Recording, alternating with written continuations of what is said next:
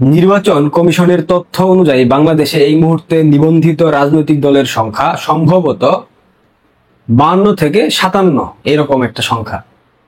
এর মধ্যে বাংলাদেশ আওয়ামী লীগ এককভাবে দাঁড়িয়ে আছে, অর্থাৎ এই যে প্রত্যেকটা দল সম্মিলিতভাবে প্রচেষ্টা চালাচ্ছে আওয়ামী লীগকে রাজনীতিতে যাতে ফিরতে দেওয়া না হয়। আওয়ামী লীগ যদি বাংলাদেশ থেকে অপ্রাসঙ্গিক হয়ে যেয়ে থাকে সেক্ষেত্রে তাদের এত উদ্বেগের কারণ কি, তাদের এত শঙ্কার কারণ কি? বিএনপির নেতা সালাউদ্দিন আহমেদ আজকে একটা বিবৃতি দিয়েছে। আওয়ামী লীগের কর্মীরা এক জায়গায় বলছে জয়, দৌড়াতে দৌড়াতে 1.5 মাইল দূরে গিয়ে বলছে বাংলা। এটা হলো আওয়ামী লীগের অবস্থা। এবং তিনি বলেছেন যে আওয়ামী লীগ মুক্তিযুদ্ধের ইতিহাস, ঐতিহ্য, সংস্কৃতি সবকিছুকে জলাঞ্জলি দিয়েছে, ধ্বংস করেছে।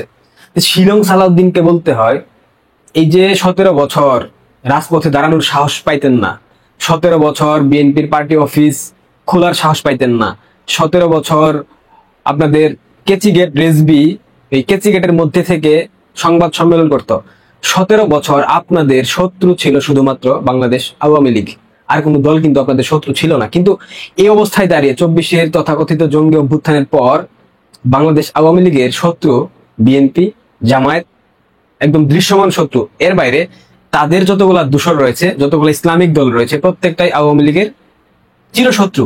এবং এই শত্রুতার সবকিছু উপেক্ষা করে বাংলাদেশ আওয়ামী লীগ এই যে লড়াই করতেছে, এই যে তাদের উপর দমন নিপীড়ন চালানো হচ্ছে, 5 লক্ষের অধিক নেতাকর্মীকে গ্রেফতার করা হয়েছে, প্রতিদিন ঢাকার বিভিন্ন প্রান্তে বড় বড় মিছিল দেখা যাচ্ছে। আমরা দেখতে পাচ্ছি যে মিছিলে আগে 15 থেকে 20 জন মানুষ দেখা যেত, সেই মিছিল এখন সংখ্যায় বেড়ে গিয়ে হাজার হাজার মানুষে পরিণত হয়েছে। এখানে কয়েক হাজার মানুষ মিছিল করতেছে প্রতিদিন। প্রতিদিন কিন্তু গ্রেফতার করা হচ্ছে। গ্রেফতারের পরেও আওয়ামী লীগের একটা নেতাকর্মীর মধ্যে ভয় দেখেছেন? তারা কিন্তু লড়াই চালিয়ে যাচ্ছে। অনেকে ভেবেছিল আওয়ামী লীগের রাজপথে নামতে অনেক সময় লাগবে, হতে পারে 5, 10 কিংবা 15 বছর, কিংবা বাংলাদেশের রাজনীতি থেকে আওয়ামী লীগ চিরতরে ধ্বংস হয়ে গেছে, তাদের রাজনীতি করার কোনো অধিকার নাই, তারা রাজপথে দাঁড়াতে পারবে না। এ ধরনের অনেক কথা আমরা শুনেছি। যদি আওয়ামী লীগ অপ্রাসঙ্গিক হয়ে থাকে, ধ্বংস হয়ে থাকে, তাহলে আপনারা রাস্তায় নামতে দিচ্ছেন না কেন তাদেরকে? আপনারা প্রত্যেকটা দল সম্মিলিতভাবে কেন বিরোধিতা করতেছেন, কেন প্রচেষ্টা চালাচ্ছেন যাতে করে আওয়ামী লীগ রাস্তায় নামতে না পারে? আজকে ডাস্টবিন শফিক রাজধানীর ফরেন সার্ভিস একাডেমিতে একটা বিবৃতি দিয়েছে, আওয়ামী লীগ নিষিদ্ধ সংগঠনের কোন নেতাকর্মী রাস্তায় নামতে পারবে না, কঠোর ব্যবস্থা নেওয়া হবে। আবার বলেছে নির্বাচন ফেব্রুয়ারিতে হবে, নির্বাচন পৃথিবীর কোনো শক্তি ঠেকাইতে পারবে না। পৃথিবীর কোনো শক্তি বলতে কি বুঝাইছে? তাদের শক্তির জায়গাটা কি? আচ্ছা, এনসিপি বলেন, জামাত বলেন, বিএনপি বলেন, আচ্ছা ধরে নিলাম আমি ডক্টর ইউনূসের ভিত্তিটা কোথায়? ডক্টর ইউনূসের কয়জন লোক আছে বাংলাদেশে? ডক্টর ইউনূস একটা বদমাইশ। ডক্টর ইউনূসের পেছনে কি 100 জন লোক আছে? নিরপেক্ষ লোক নাই। মন থেকে সমর্থন করে আছে? নাই। তার উপদেষ্টা পরিষদের একাধিক অংশ তাকে পছন্দ করে না, কারণ তো একটা আপাতমস্তক বাটপার। সালাউদ্দিন সাহেব 17 বছর থাকলেন শিলংয়ে গিয়ে পালিয়ে। হ্যাঁ, কথা শোনা যায় আপনি রয়ের ট্রেনিং নিয়েছেন, যেটা আমি বিশ্বাস করি না, কিন্তু শিলংয়ে ছিলেন পালিয়ে। আপনি শিলংয়ে পালিয়ে থেকে 5ই আগস্টের পর দেশে ফিরলেন, ফিরে তো লম্বা লম্বা লেকচার দিয়েছেন। মানুষের তো ন্যূনতম লজ্জা শরম থাকে, আপনার মধ্যে তো সেটা আমরা দেখি নাই। আপনি স্মার্ট, সুদর্শন, হিরো, আগামীতে বিএনপির কর্ণধার। না, আপনার মুখ থেকে এরকম অসভ্য কথাবার্তা, এরকম অশালীন কথাবার্তা, এরকম যুক্তিহীন নস্যি কথাবার্তা তো আমরা শুনতে চাই না। বিএনপির তো প্রগতিশীল মানুষ রয়েছে বিএনপিতে, তা আপনার এই ধরনের কথা শোনার পর সেই প্রগতিশীলদের মনের অবস্থা কি হবে আপনি বুঝতে পারছেন? যদি সাহস থাকে, যদি সক্ষমতা থাকে, রাজপথ উন্মুক্ত করে দেন। যদি বাংলাদেশের মানুষ আপনাদেরকে গ্রহণ করে, আপনারা বলছেন যত কিছুই হোক বিএনপি ক্ষমতায় আসবে, বাংলাদেশের মানুষ একযোগে সমর্থন দিবে, তো সমর্থন যেহেতু দিবেই, আপনাদের ভরসার জায়গা রয়েছে জনগণের উপর, তো আপনারা রাজপথে নামার জন্য সুযোগ দেন। আপনারা প্রশাসন দিয়ে নিপীড়ন করেন না।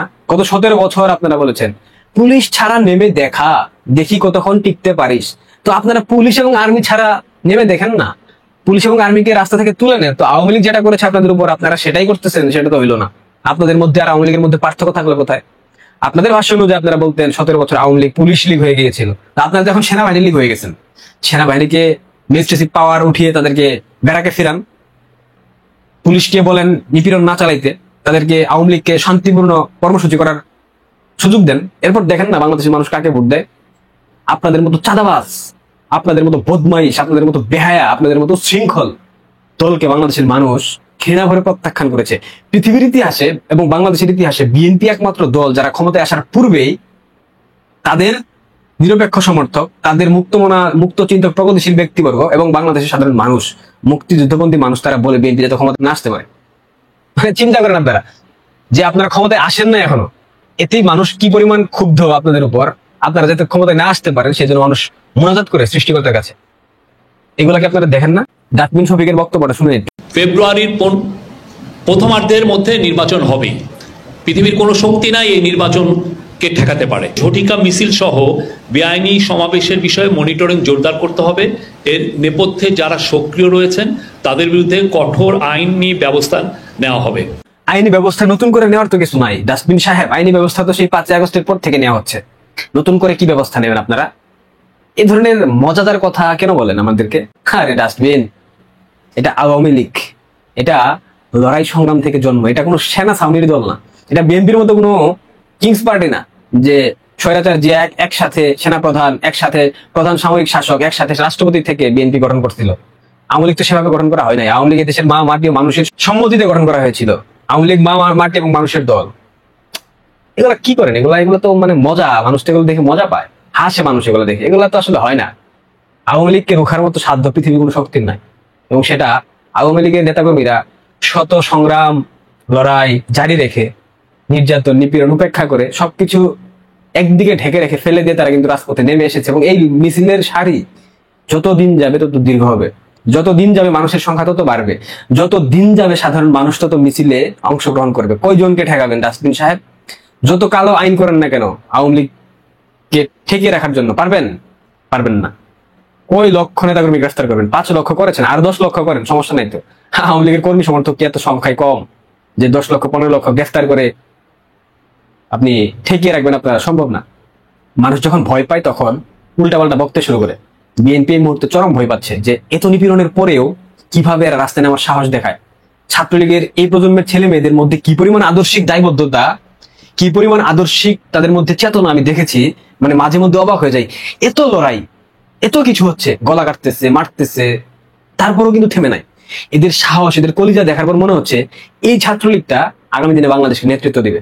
এবং আওয়ামী লীগের মধ্যে একটা শুদ্ধি অবশ্যই প্রয়োজন আছে, এবং এই যে নেতৃত্বগুলো সৃষ্টি হচ্ছে রাজপথে, এদেরকে দিয়ে সেই শুদ্ধি অভিযান হবে। এদেরকে দিয়ে আগামী আওয়ামী লীগ হবে বাংলাদেশপন্থী এবং মুক্তিযুদ্ধের চেতনার ধারক এবং বাহক। যারা অতীতে ছিল, যারা দুর্বৃত্ত ছিল, এদেরকে মুক্ত করে আগামীতে বাংলাদেশ আওয়ামী লীগ আবারও জনমানুষের আস্থা, নির্ভরতা এবং ভালোবাসার দল হয়ে ফিরবে। এবং সেই দিন খুব অতি সন্নিকটে। যত কিছুই করেন না কেন সালাউদ্দিন সাহেব, ডাস্টবিন শফিক, লাভ নাই। আমি দেখছি না। প্রিয় দর্শক, মতামত জানাবেন, লাইক করবেন, কমেন্ট করবেন, শেয়ার করবেন, সাবস্ক্রাইব করবেন। ধন্যবাদ।